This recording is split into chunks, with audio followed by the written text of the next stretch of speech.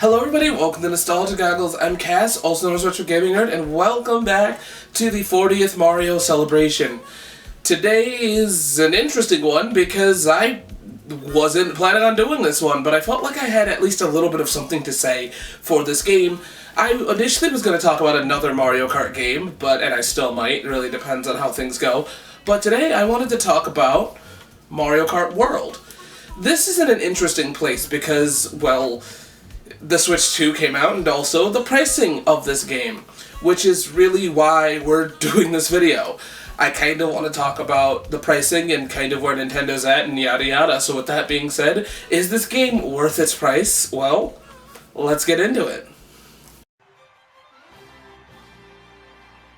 When it comes to the gameplay of Mario Kart World, it is a phenomenal experience, but to be fair here, that's what is to be expected. Mario Kart has been an outstanding series from day one and has been constantly impressive as it has moved forward throughout gaming generations. So this one is no different. I think the thing that makes this one so hard to talk about realistically, for me, is the pricing. So I'm going to try to put it out of my mind right now and just talk about the gameplay itself, what I enjoy, and my observations of it. Because realistically, the question that keeps running through my mind, hell, even the question that makes this episode exist is it worth the price? And gameplay is something that has to come to mind, but it's difficult, right? Because Mario Kart is Mario Kart, right? It's a racing game that is a game that you'll play with your friends over and over again. But you have to ask that question of, is this really worth it? And I think I need to let that go and just talk about what I think of this gameplay. And I think it's just outstanding. But to be fair here, like I said at the beginning of this, Mario Kart always has been. This game forgoes what we know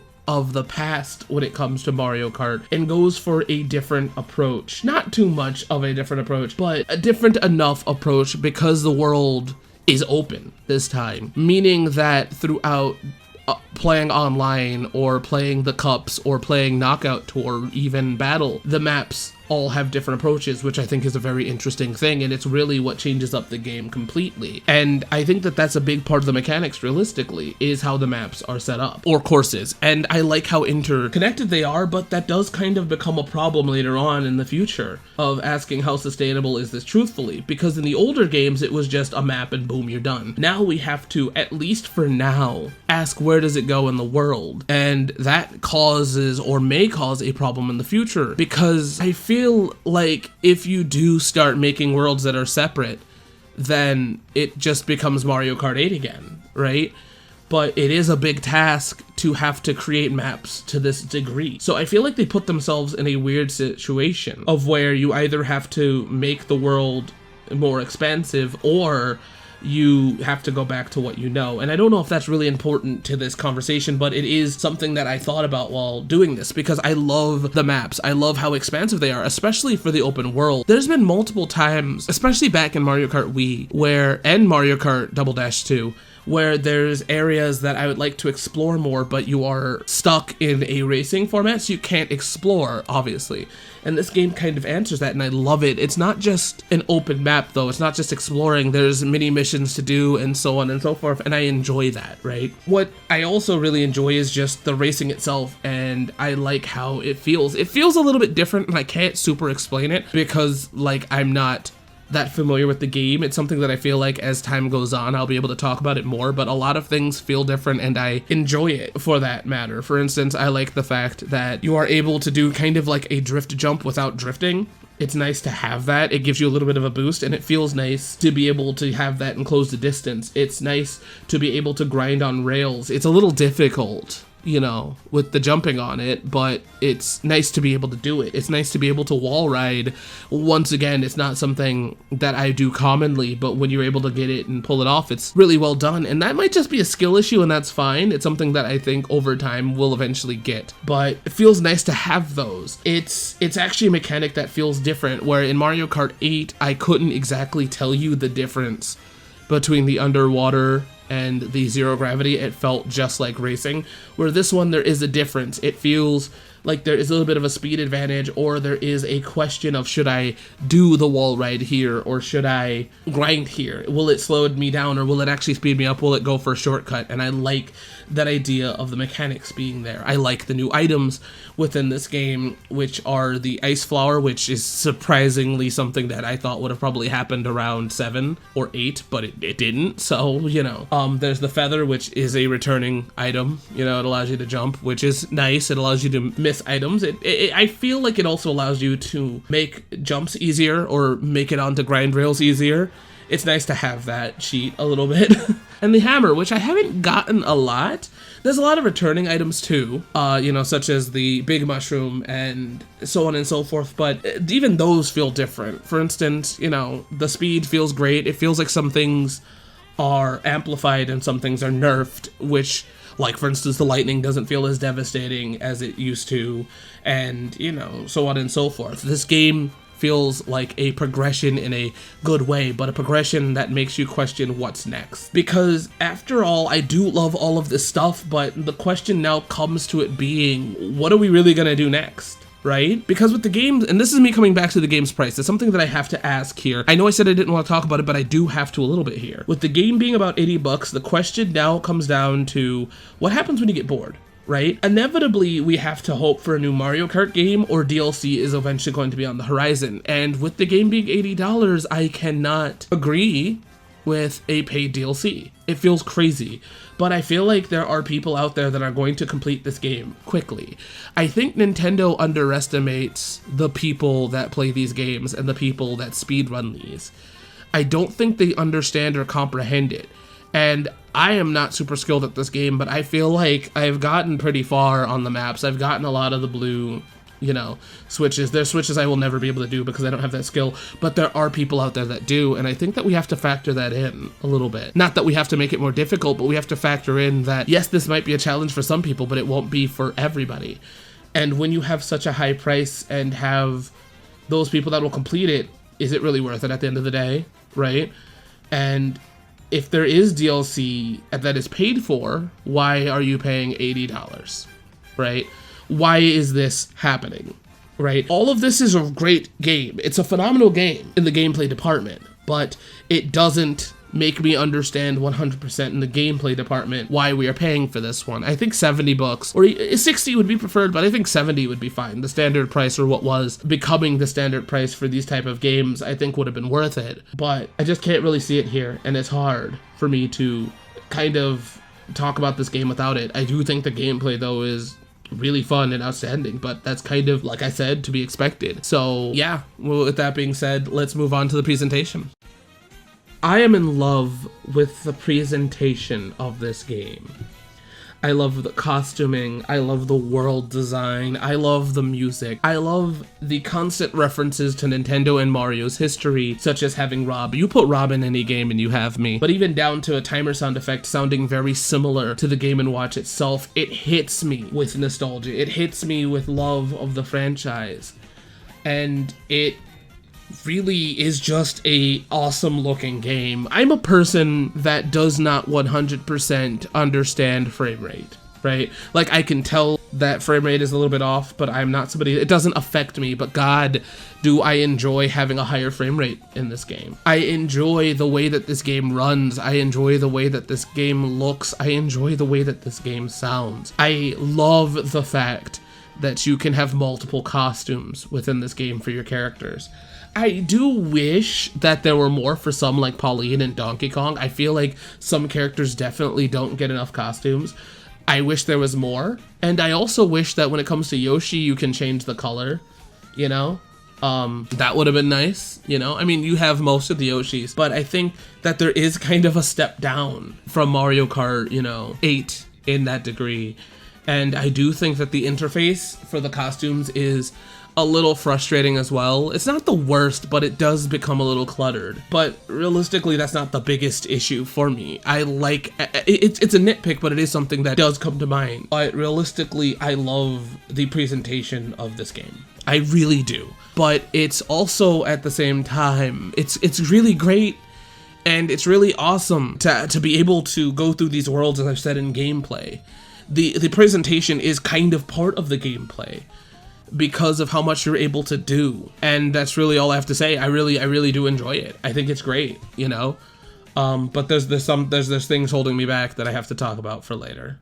So with that being said, let's move on to accessibility. I 100% do not understand the price of this game. I don't. Because I feel like when it gets right down to it, this is nothing new for the Nintendo franchise. Nintendo for years have always been making quality games. And for me to justify the price of this game, which is $80, is hard because Nintendo has been making quality of games like this since I was little and before then. Nintendo has been making this level of quality games for so long that it's hard for me to agree that this one is worth its price because this is nothing new for Nintendo. Nintendo has been making this level of quality of games forever.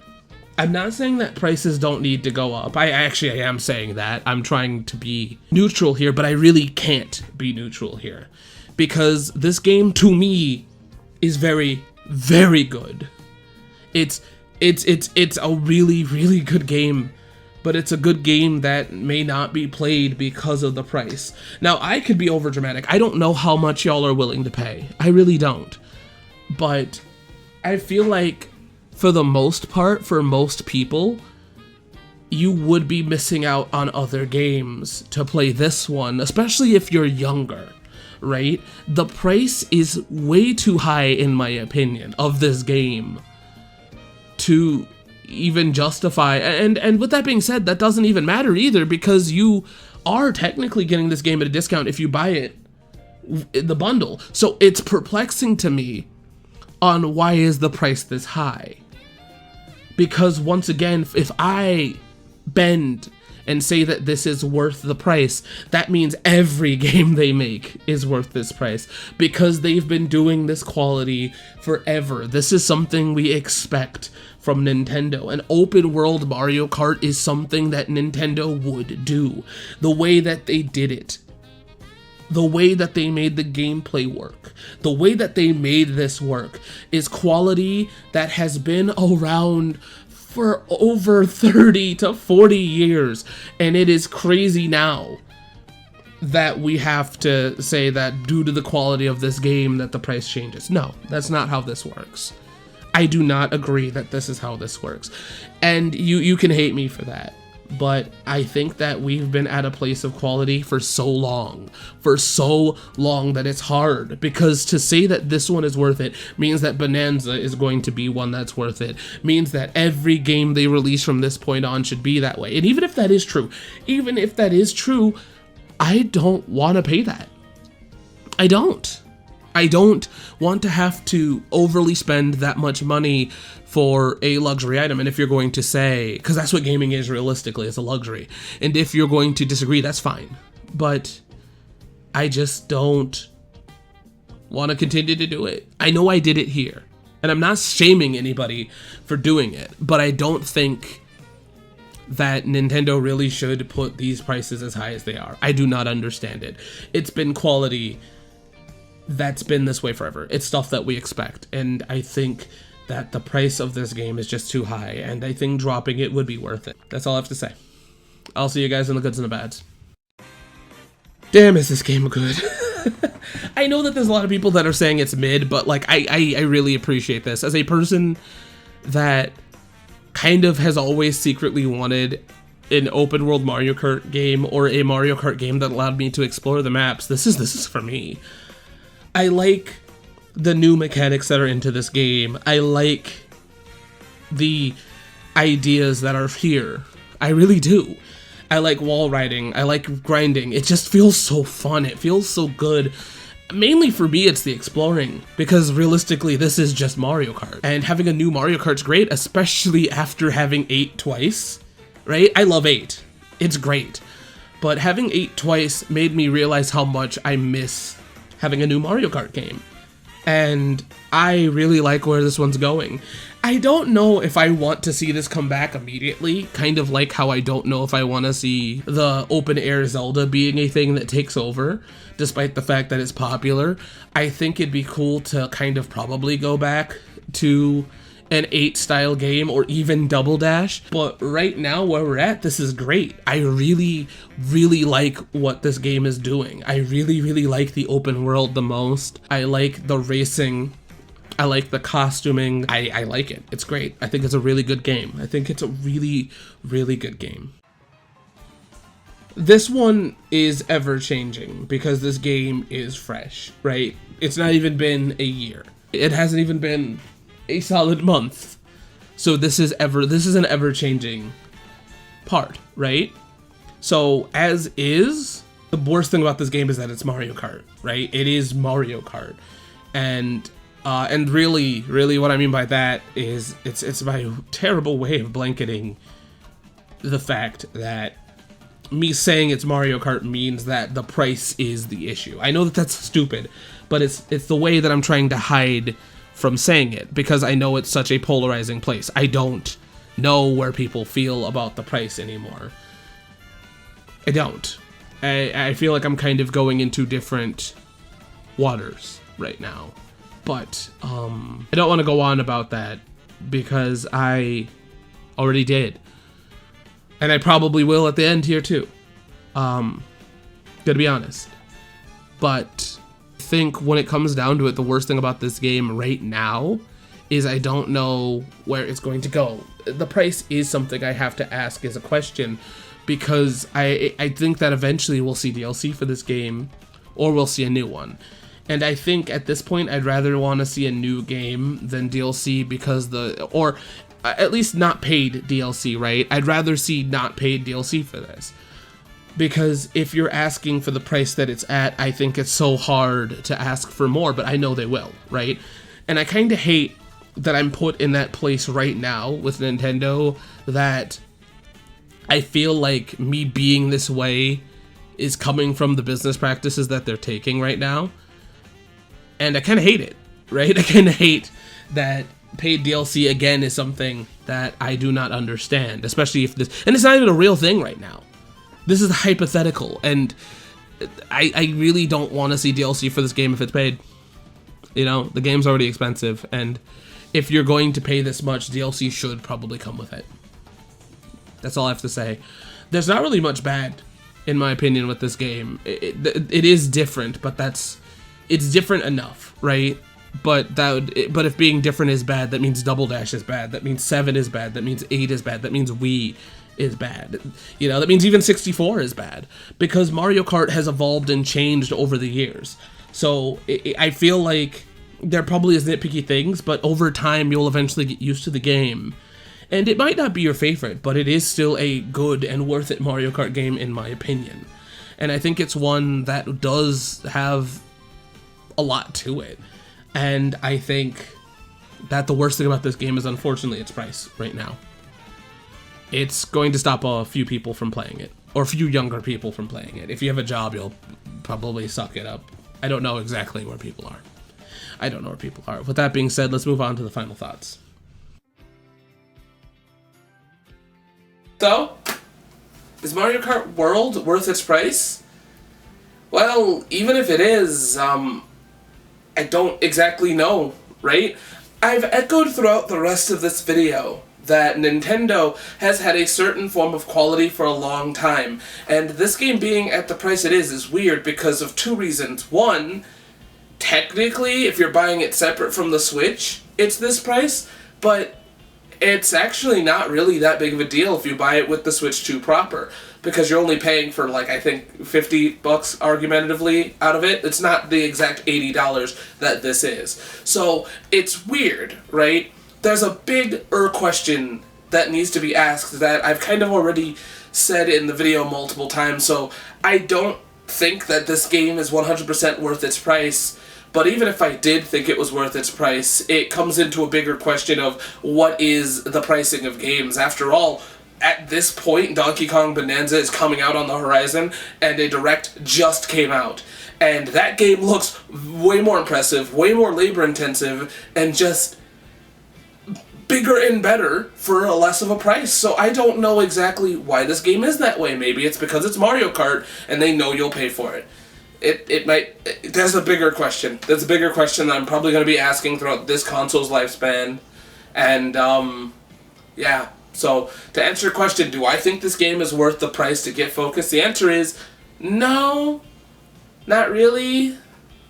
But there's like 101 reasons why. With that being said, I'll see you guys here next time on Nostalgia Goggles. And before I completely end it, what are your guys' thoughts? I am very curious. I'm very curious. I don't exactly know. Happy Mario's anniversary. That's what this video is. Go check out the other ones, please. And with that being said, finally, I'll see you guys next time here on Nostalgia Goggles. Absolutely sorry about the messy outro. Bye!